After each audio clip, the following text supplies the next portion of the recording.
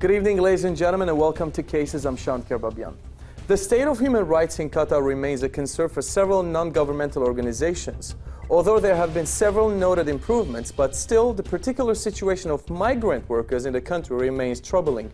Now, the construction boom in advance of Qatar hosting the 2022 FIFA World Cup has reportedly led to an increase in human rights abuses.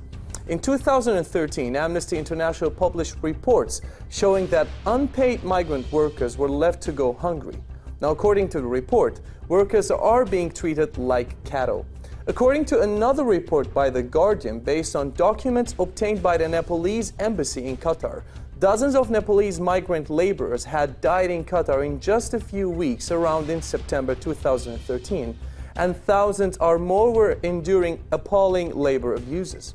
Now, according to their analysis, current construction practices will have resulted in over 4,000 deaths by the time of 2022 event. As of December 2013, FIFA has investigated but taken no action to force Qatar to improve worker conditions. Now, what are the conditions of migrant workers and what conditions they have to endure in Qatar? Are those workers being exploited in the country? And what is the role of different companies and contraction firms in the mistreatment of migrant workers in Qatar? With us to discuss these questions and the notion of human rights and business and more is in the studio Ms. Rania Fazah, the regional representative and researcher for Middle East and the Gulf Business and Human Rights Resource Center. And also joining us via satellite from Beirut is Dr. Hussein Gharbieh, professor of political science at the Lebanese University. Welcome. I would like to welcome my guests. Hello. Now, before we get to our discussion, we have a report. Let's check it out.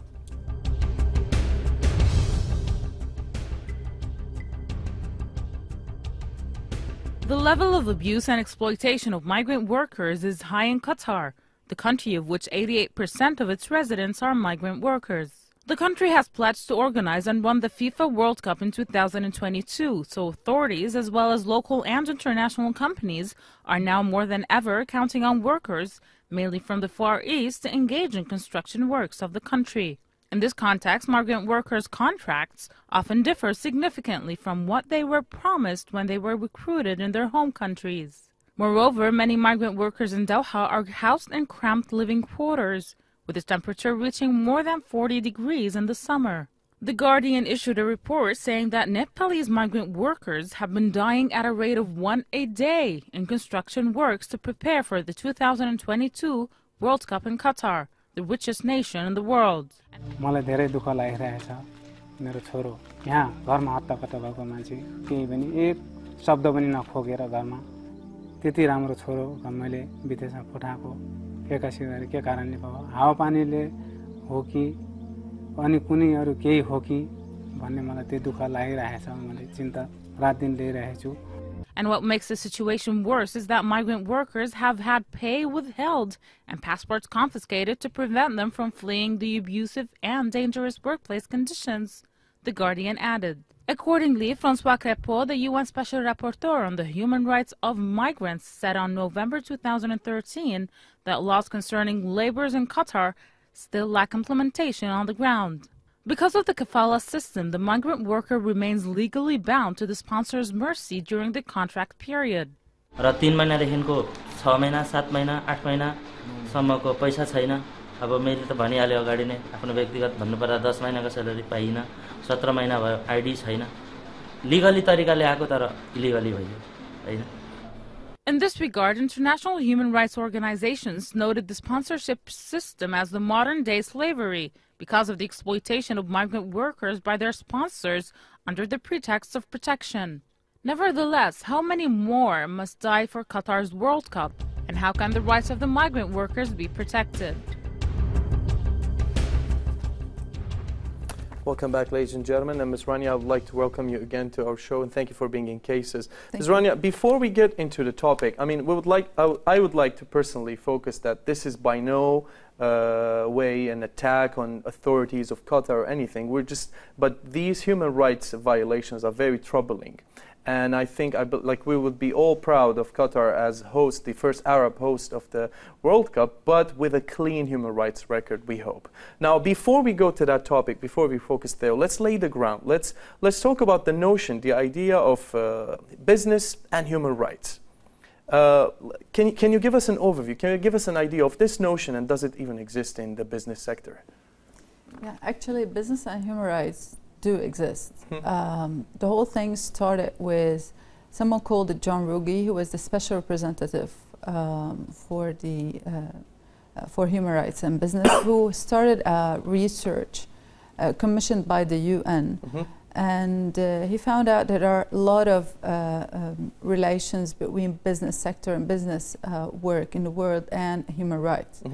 Actually, and in his report, he detailed kind of 18 different human rights that are impacted in a way or another by businesses. So it's not only actually migrant workers, and it's not only labor rights. You have a lot of other rights, political civil rights, right to association, privacy, freedom, even safety and health issues, torture, right to be protected, from torture as well. So if we talk about private security companies, if we talk about privacy of people in general, so tapping on phone conversations or tracking internet surfing modes of people, all this is related to privacy and not necessarily those of the workers. All these rights and all these things you mentioned, unfortunately, we're seeing violations of all these rights. Exactly. In every sector. It's not only Qatar, it's not only the Arab world, it's the world. It's the world, exactly. This is actually what I want to also emphasize.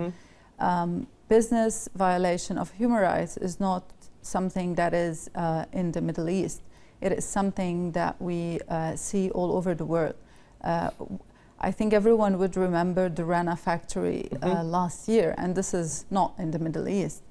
We have other apparel factories in parts of the Middle East that do have similar violations, but also you have a lot of other violations worldwide. And I would like also to highlight that there are a lot of violations by multinational companies working outside their countries or home countries. And these actually benefit, in a sense, from poor law enforcement in hosting countries, a bit of the tendency to attract investment, foreign investment, so the states would be more or less reluctant to hold the multinationals accountable for violations of human rights in general. So you have different facades of the problem. So it's not one issue. It's a whole bunch of things. And getting back a bit to the UN, the UN has the UN guiding principles on business and human rights, which are actually, a lot of people say they are not binding. They are not a binding instrument, yes, but they are there, and they set clear guidelines on how the business sector should actually work. Are they effective? Well, this is what I'm actually saying, that they are not binding. So you cannot legally bind any state or any business sector. But of course, the framework which talks about protect, respect, and remedy, practically the obligation of the state to protect human rights. Let's focus on this: the protect, respect, and remedy. Yeah. Now, the protection is. It is the duty of the state to protect citizens or everyone in the country, in the vicinity of every state, whether citizen or not, to protect the people from human rights violations. Respect is the duty, and here I'm saying duty, and which means an obligation in a sense, the duty of companies to actually respect human rights and to take the measures to observe that there are no violations on their premises and even in the supply chain of their work. And the remedy, which is access to remedy, so people who are suffering from any abuses from these companies has the right, but not only the right, the access, the proper access to be able to access justice and to get remedy, whether judicial or non-judicial remedies. So both, this three-pillar framework actually is important for the protection. Now you tell me, is it binding? Is it legally binding? I say no, but the more we tell people to go and to actually speak out and say that there are certain violations, the more we seek justice and remedy, I think the more the situation will get better, especially in this part of the world, in the Middle East and North Africa and the Gulf. Okay, now allow me now to go to my guest in Beirut, Dr. Hussein Gharbieh. Dr. Hussein, thank you again for being in Cases. You're welcome. Dr. Hussein, we were talking about the main pillars of the framework that for a business that is binding according to human rights, and one of the main pillars is protection. Do you think that the Qatari, since we're talking about a Qatar report, Amnesty report about Qatar, do you think the Qatari government is protecting workers in general and specifically migrant workers in Qatar? Well, the thing is, if you want to discuss this issue in particular, you cannot just talk about the current situation in Qatar regarding the business it's being undergoing because of the World Cup preparation 2022. It's in fact deeper than in the societies of the Gulf states. Yes, the general feeling of the people there is to look down at foreign workers, particularly those who come from poor area in Asia, like Pakistan, India, Sri Lanka, Bengal, all these poor countries. Simply because they have corrupt governments in first place, and they know very well, the Gulf states, that they cannot be, they are sort of untouchable, and the authorities of these countries cannot go or cannot do or wouldn't do anything to protect their own citizens in the Gulf states. So in fact, the Qatari case represents the general feelings of the people in the Gulf states toward these poor people who comes from poor countries in Asia. They're sort of isolated. They go there to earn a living, but they look down at them by the national people of these Gulf states, and they cannot be protected by anyone but by the law of these countries. In these countries, the law always with the authorities or with the people, the national people of these countries, against the foreigners in general, particularly those, as I said, in Asia. But they wouldn't do the same. They wouldn't have the same treatment to people who come from Europe, for instance, or from America. They are well treated, unlike those who come from poor countries in Asia. But Doctor, don't you think right now there is a pressure on Qatar? There is a huge pressure on Qatar, especially that Qatar now is under the spotlight because it will be hosting this worldwide event. And don't you think this might be a push towards implementation of monitoring its human rights record more and implementing actually the certain laws and in the country? Well, it's really ironic. I mean, it shouldn't come to this stage in the case of workers in Qatar. Now it's been going for a few years, the preparation for the infrastructure of the World Cup. Still, we don't see proper action towards protecting these workers, not from their own governments, not from the international community. I think Qatar wants to build a glory at the expense of these poor people. Like if we go back to the ancient civilizations, like the pyramids, who they were built by poor people and to glorify the rulers of the country. Exactly happening the same thing now in Qatar. They want to have this glory to accomplish the infrastructure to host the World Cup, but at what expense? At the expense of these poor people. These people cannot even speak out properly. They fear the reprisal from the authorities. They are in fact suffocated by threats to their lives or to their well-being. So they are sort of they become hopeless, and they do not know where to turn to in order to protect themselves against the authorities. Even some workers, they said, we want just to leave the country. We don't want anything. Just give us our passport to leave. So it's so complicated to them. and they are sort of left alone with no help. The international community is not doing, in fact, enough to protect these people, to get their rights from the authorities, and I don't know. Yeah, Doctor, at this point, what could the international community do? I mean, if you're saying that the laws in Qatar are allowing the companies and government to do this and to exploit the workers in this way, what could the international community do? First of all, the authorities of the countries where these workers come from, they should act in the first place. They should exert pressure on the Qatari government. They should raise the case to the international community, even the international court, in order to protect their own citizens working abroad. On the other hand, the international community should threaten Qatar if you do not, for instance, do what should be done to these workers. We might rethink of hosting or allowing you to host the World Cup 2022. So there are so many kinds of pressure you can exert on the Qatari government in order to improve the living situation and to pay what's due to the workers. Okay.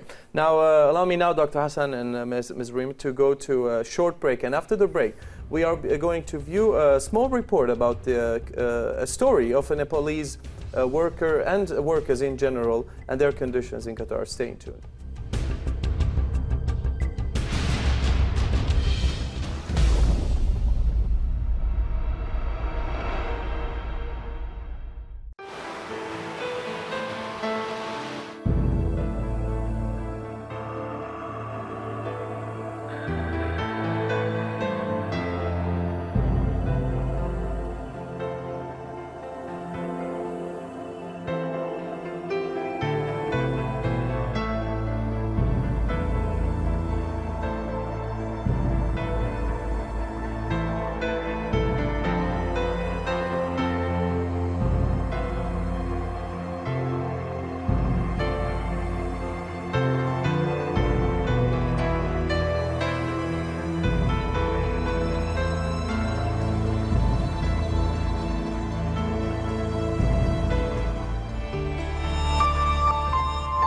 Evening.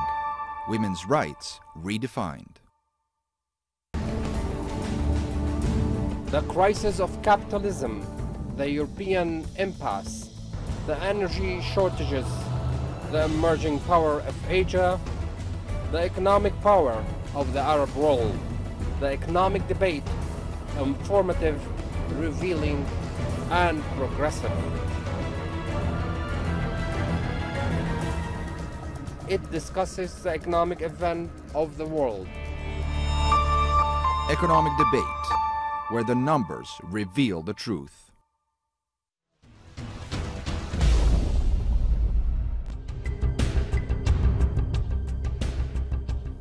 Welcome back, ladies and gentlemen. Now, before we commence with our talk, we have a report, which is the story of a Nepalese worker, and he shares it about the working conditions in Qatar, and this was done by the Guardian and shared on their website. Let's take a look.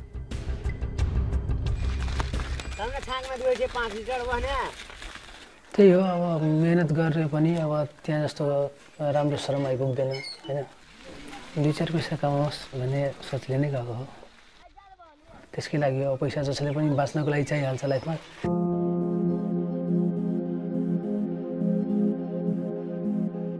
मुख्य समस्या त सबभन्दा पहिला कुरा बस्ने कुरा थिएन बस्नकै लागि कोठामा अब चाहिने सामग्रीहरू थिएन बेडसिटहरू थिएन पानीको पनि समस्या हुन्थ्यो अब क्याम्पमा अब ड्युटीबाट आएपछि हुनु पर्यो हैन अब भनौं न मेसिनहरू जस्तो कि एसीहरू बिग्रेको छ भने अब बनाइदिन्थेन हाम्रोमा किचनमा कस्तो थियो भन्दाखेरि तपाईको केही सामान थिएन मतलब सामान थिएन भन्दाखेरि अब काट्ने कुराहरू अब हुन्छ नि एउटा मतलब साफ गर्ने पानी पनि त्यति आउँथेन हैन अब फ्रिज दिएकै थिएन अब खाना हामीले बनाएपछि बिग्रिन्थ्यो त्यो हाम्रो क्याम्पमा आउँदाखेरि तिमीहरू मतलब नेपालीहरु गधा नै हुन् अब काम मात्रै गर्न जान्छन् तिनीहरु गधा जस्तो के किन चाहिन्छ एसी फ्रिज किन चाहिन्छ तिनीहरुले कहाँ नेपालमा पाउँछ अनि स्यालेरी पनि टाइममा आउँथेन अब टाइममा पनि अब काम त गराउँथ्यो काम गर्नेलाई अब त्यो कम्पनीको इच्छा अनुसारको हैन अब टाइम जति गरेको छ त्यति पाउँथेन मतलब दिन्थ्यो तर काटेर दिन्थ्यो कसैले केही गर्यो कसैले के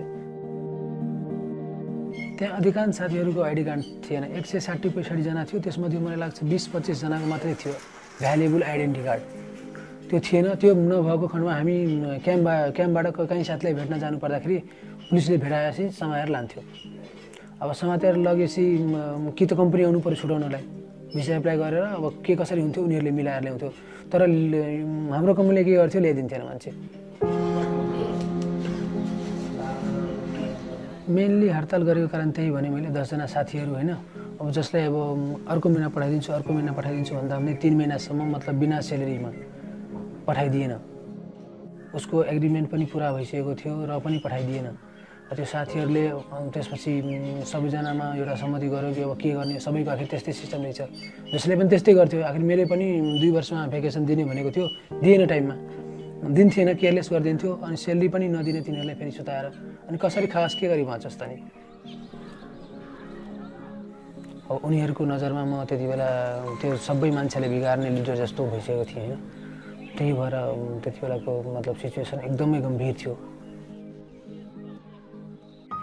त्यति बेला कस्तो स्थिति आइसकेको थियो भन्दाखेरि मतलब कतै पनि केही नभए मतलब कहाँ फसेको छु जस्तो लाग्थ्यो कि त्यही भएर मैले भनेको थिएँ एउटा हिन्दी फिल्मको त्यो डायलग भनौँ न जिन्दगी की तलाश में हम मौत की मुँह में आ गए भनेर भनेको थिएँ मैले हैन Welcome back, ladies and gentlemen. Now, Mr. Rania, this is a very unfortunate story, and this is one story of many stories, and not only in Qatar. This is a story of many workers, not only migrant workers in general, laborers around the world. Now, speaking of Qatar, since we were talking with Dr. Hussein before, we were saying that the international community is not doing enough. Now, what do you mean by doing enough, and what do you mean by in an international community? Yeah, actually, let's start by identifying or defining the international community. Do we mean that they are the international human rights NGOs or labor confederations around the world? Actually, they are trying to do a lot. They are trying to do what they actually do. They name and shame, they talk about the violations, they try to uncover stories and try to do some sort of advocacy and pushing towards the government to be able to change. And everything you've shown until now, or the 2 reports that you've shown until now, are actually things that were produced by either Amnesty International, Human Rights Watch, The Guardian, things that we also, as Business Human Rights Resource Center, cover, things that the International Trade Union Federation or Confederation also work. I've heard Dr. Hussein saying that maybe we need to push Qatar so that we can rerun the vote. Actually, the ITUC had the campaign of rerun the vote for Qatar since like a year now. So there has been some sort of work from the international human rights organizations and labor unions and so on. I don't know how much actually the governments are doing per se pressuring Qatar, and I would like to highlight more not only the game of the states but also the companies, how much people are actually working and pressuring the companies to observe their duties to respect and protect human rights. And this is something very important. Every time many of these international human rights organizations try to shed lights on the concerns and the poor practices and the violations that are on the way, we receive threats of libel, we receive threats of filing legal suits against us because we are defaming the companies, we are making their business look bad, so we publish defamatory information. This is one of the main issues. Like whenever there is a human right violation, like you always automatically blame the state and you always go to attack the state. But what about the companies? What about the corporation, the corporate system that is actually doing these violations? 100%. And this is why we actually, and as I said earlier on, we want to focus as well on the corporations, because these have the duty to actually respect and observe human rights standards. I'm not saying, and this is why the three framework, or the three-pillar framework, is actually complementary. So we cannot just say that the duty of the country or of the state to protect, but actually we need also the companies to respect, and the access to justice, which is one of the major issues. And this is a complementary mode, if we say. Okay, now since we were talking about the game of states, and I'm going to go back now to Dr. Hussein Gharbieh. Dr. Hussein, I'm really glad that we have you tonight as a political science professor. Now, do you think politically there is a certain, do you think there is a political aspect, political gain from this pressure on Qatar? Well, the thing I have to comment on the issue of companies. Let's not be naive. These companies work in a state where you have authorities there. If these companies broke the rules of working conditions and given the rights to these workers, the authorities should move in and settle the issue. The misery of these workers has been going on for at least a couple of years now. Yeah, Dr. Hussein, I would Excuse me, I would just like to clarify that of course the state is responsible, but we need to focus also on the responsibility of the companies. That is the point that I wanted to highlight on. Yeah, this is the, if you let me finish, I mean, this is the issue. These companies are not working parallel to the states. They are in the states, and they should be liable to the states as well, the regulation of workers. So if they break the rules, these workers should be able to go to the authorities in order to claim their rights. So they cannot even move. Let's be clear about that. These companies who actually contracted or subcontractors to undertake the responsibility of constructions, basically the top people of these companies belong to the Qatari people, and they are very influential ones as well. So that's why the issue hasn't been settled. That's why the issue is still going on in favor of these companies. And but doctor, you have multinational companies as well who are involved in multiple violations. These multinational companies, the issue, as I said, it goes down to the authorities. The authorities should deal with the issue. I blamed in the beginning of my talks the authorities are of the countries where these people belong to. They should move, and they should exert pressure on the Qatari government. They should even break diplomatic relationship. And that's exactly what they did recently, Doctor. I mean, the Indian embassy and the Nepalese embassy presented numbers of people, 500 Indian people, according to the embassy, but with no explanation of how they died. They just represented these numbers. And so what? What's the result? I mean, I want to see results on these communications. I don't want to say, okay, let's present the issue and we stop. No, we should take an action. What kind of action has been taken by these governments? Nothing at all. When you say action, do you mean taking this case to the UN eventually? If so, why not? This is their citizens. They should look after their citizens. But as I said in the beginning, these countries they have corrupt governments, and they don't care basically about their citizens.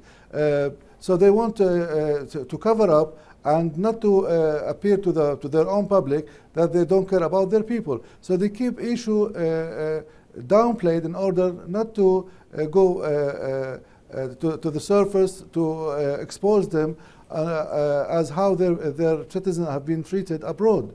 So there's some kind of subtle agreement between these countries and the authorities of Qatar and the companies who run the constructions. But Dr. Hussein, going back to the main question that I wanted to get your experience from, since we have you tonight, do you think there is any political aspect to this pressure now on Qatar? Well, and the way I see it, there isn't at all. There isn't at all. What the authorities of Qatar cares about is to get the business and the construction done at the expense of these people, whether they get their rights or not. They want the things to be done.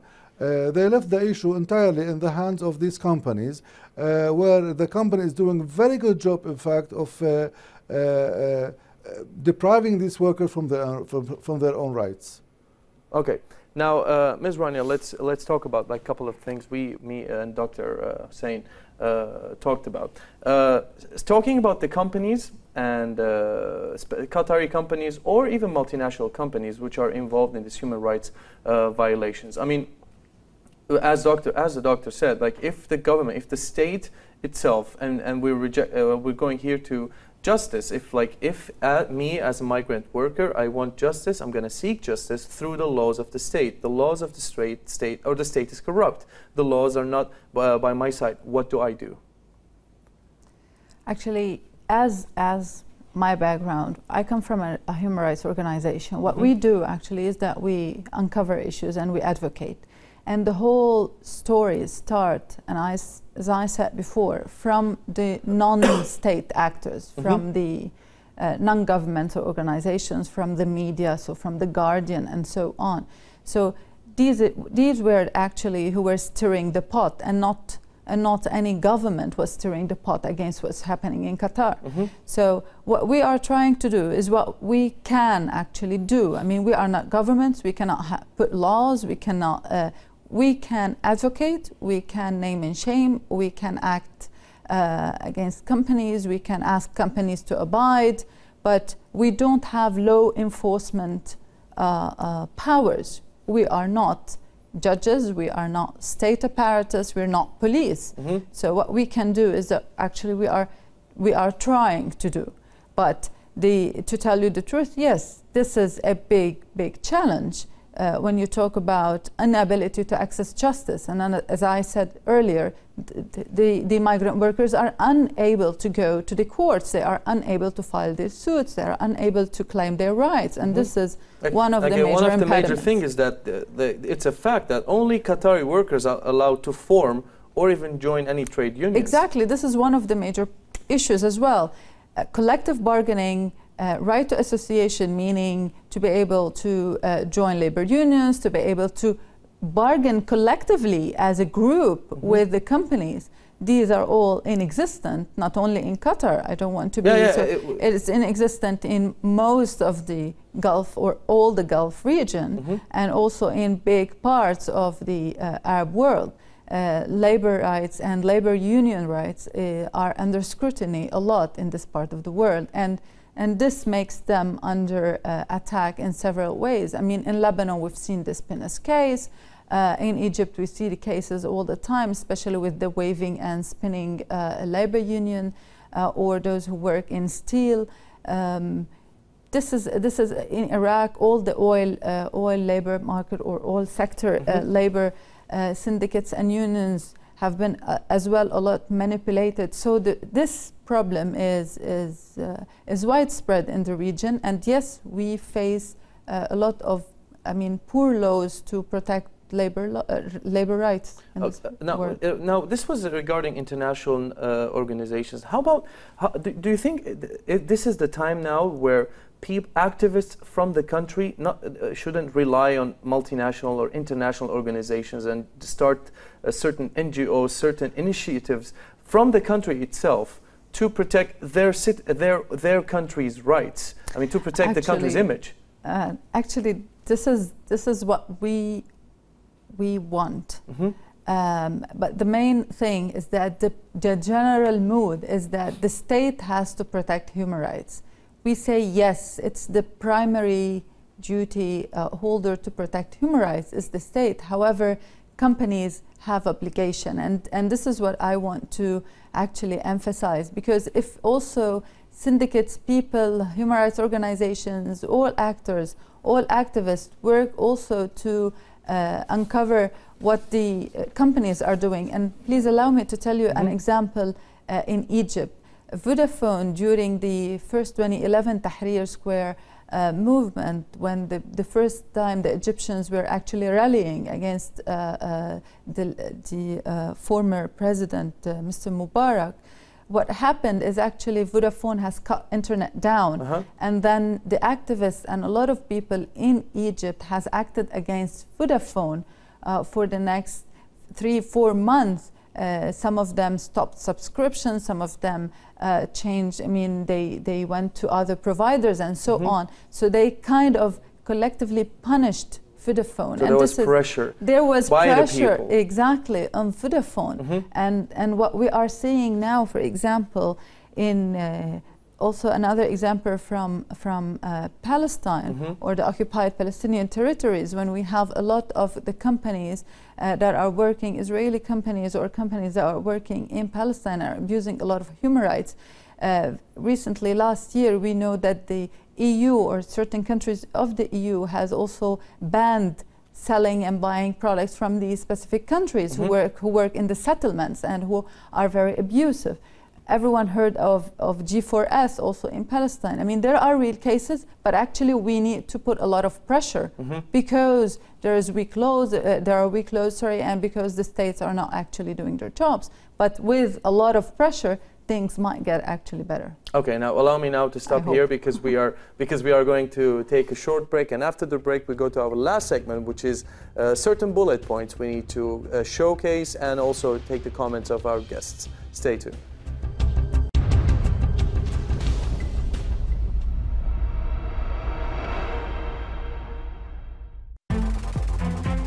Around the world, outside the mainstream, anywhere, everywhere. A media of your land, of your creation. A new media in a new era. Will it take the lead in the future? I believe so. This is Underground. Underground, when vague turns to clarity. Pollution and climate change. Medicine manipulation. Genetically modified food. The destruction of wildlife and corporate exploitation. These are all part of a new terrorism threatening our future. Eco-terrorism, global awakening to a world under threat.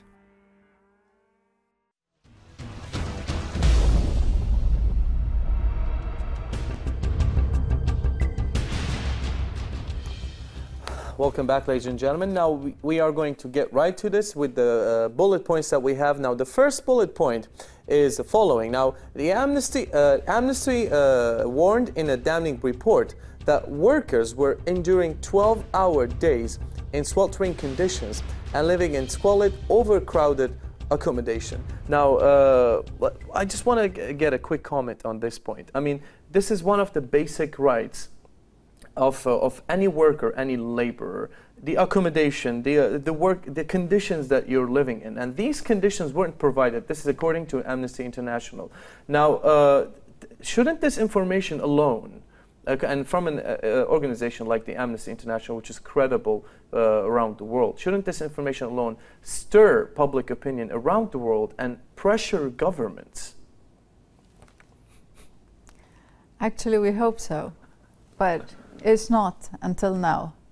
I don't want to actually repeat what I said, but the international human rights organizations are trying to stir up things, but the results are not 100% as they wanted. But with mounting pressure, I think we can get there. Okay, Dr. Hassan, do you believe that more pressure that is being applied right now on Qatar, and with mounting pressure, as my guest in the studio is suggesting, would actually lead to more results in this case? Frankly speaking, my own opinion, no, it's not going to do anything, particularly if the duty is left to the international community represented by the Amnesty International. The effect would come directly from, as I said, the governments, the authorities of the governments where these people, workers belong to. Their governments should act quickly and strongly and effectively in order to force the Qatari government to take an action to ease the living situation and to give their own rights to the workers. This is the only way, in my opinion, that we'll get somewhere. If we don't do if the authorities of the government of the workers don't act swiftly and effectively, their living conditions and their life will be in fact threatened, and we will get nowhere at all. So this is the only way we can force the Qatari government to improve their treatment to these people. All right, now let's move on to the second point, which is the International Trade Union Confederation has warned that up to 4,000 workers may die before a ball is kicked in 2022 without meaningful reform of the kafala system. Now, I don't want to get into the details of kafala system, but a lot of people describe kafala system as modern slavery. Do you personally agree with this term, with this description of the kafala system? Actually, let's first talk about what is the kafala system. Let's give a quick... What is the sponsorship system? So when the sponsorship system, actually work sponsorship is a system that is applied in all the world, even in Western countries. But what is not applied in all the world is the slavery actions like confiscating passports, poor living conditions, poor working conditions, long period of work, and all this. But I mean, to have a sponsor in a country abroad when you are going to work, this basic thing is there in all over the world. Yeah. This is number one. But the other conditions are actually the violating conditions. So let's talk about the violating conditions of the sponsorship system, and not like attacking the sponsorship system per se, because it's there all over the world. What are the critical points in this system? As I said, it's the fact that that they are not on the contract. It doesn't put them on equal grounds, so that the worker doesn't actually have access to his passport, doesn't have access to negotiate the agreements, to go out of the country, to stop working, and so on. These are basic issues. And the mere fact that this sort of impediments and what we call tying the worker to the employer is the big problem. But and these actually should be focused on, and not like the kafala system as a whole, or the sponsorship system as a whole. So there are the certain things inside.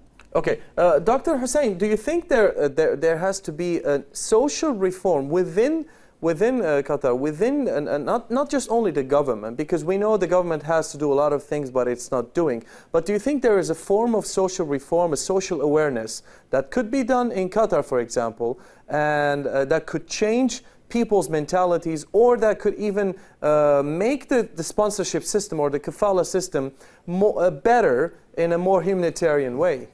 The thing is, there are 2 points here. The social attitudes of the national people of these Arab Gulf states towards the foreigners and the kafala system. Socially, the native people of these countries look at these workers from poor states coming to take their money. This is a fact here. And they treat them with disrespect. Now, with the kafala system, on the other hand, it is, in fact, it should put pressure on the employer in order to provide the conditions of the working agreement between the two parties, the workers and the employers.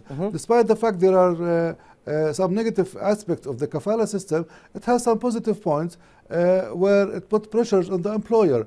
But the problem is this pressure is not seen, it's not being implemented, and it's been left in the hand of the employer to do whatever they please to control the workers.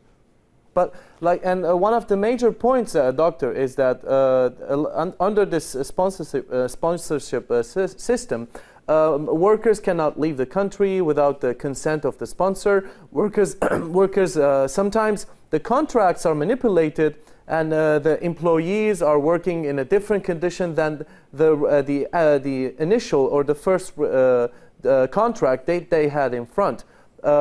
Who should monitor this? Yes, of course.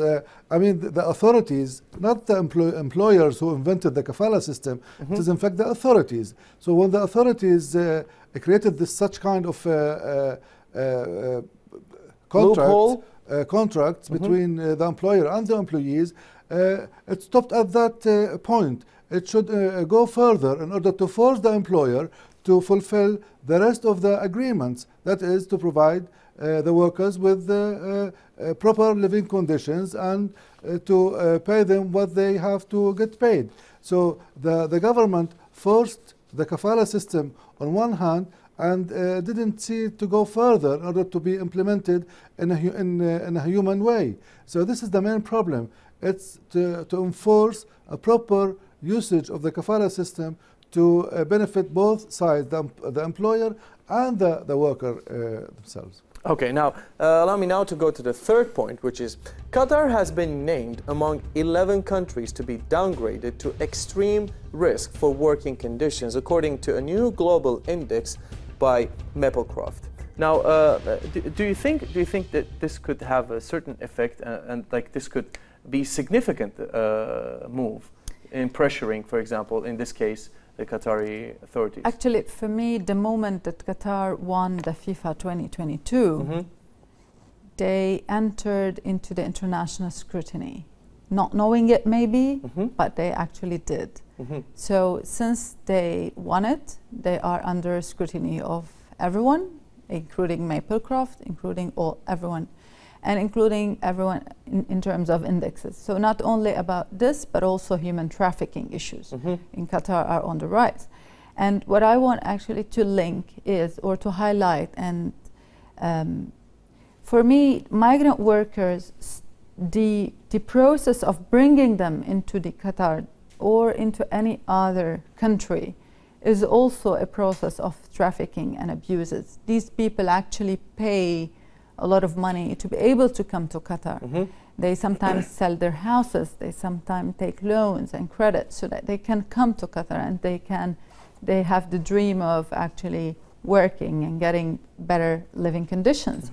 So everything with respect to the recruitment of these migrant workers in homeland is also very problematic. And here also, and I agree with Dr. Hussein that there is a lot of responsibility on the sending countries as well as on the receiving countries, because the recruitment process is a problematic process, and it takes place inside the sending countries. And unfortunately, the sending countries are not doing anything, and the receiving countries are actually abusing and using this as an 100%. So this is getting is making the situation worse. But we need to highlight that also in sending countries there are a lot of problems. Okay, now allow me now to move to the last bullet point here, which is Qatar pledged to uphold international labor laws when it won hosting rights to the 2022 World Cup, and it must keep this promise by abolishing its restrictive sponsorship system. Dr. Hussein, do you think Qatar in the near future maybe would head into applying into actually implementing its promises to the international world when it actually took this right and of organizing the World Cup, the 2022 World Cup? Well, we hope so. This is what we really want to see in the Gulf states. But as I said in the beginning of your program, that it is social thinking, not only in Qatar but in the all Arab Gulf states, that the way they look at the people or the migrant people coming from these poor countries from Asia. So it's more complicated, and I don't think Qatar will represent a sort of a new democratic rules towards the foreign workers than the rest of the Gulf states. But so I don't see it happening, to be honest. But don't you think its opportunity of hosting this is on the stake? Don't you think it's now threatened by the international community? This is in fact what's really sad in the issue. The international community, particularly those, the modern world or the Western world, in fact, they see what's happening in Qatar, but they do not lift a finger, and they do not pressurize the Qatari government in order to stop this inhuman action towards these migrant workers. And this raises so many questions, even regarding these Western governments. I don't know exactly where these people have to turn to, but their own governments. Okay, Ms. Rania, this is just within, like, if you can, less than 1 minute, can you what do you think is expected now from Qatar? and from the international organizations? I would like to say two actually things. The first is quickly, please, that EU FIFA had a hearing on the 14th of February where they put Qatar on scrutiny, and Qatar actually had some suggestions in order to amend their laws or their system, their working conditions and system.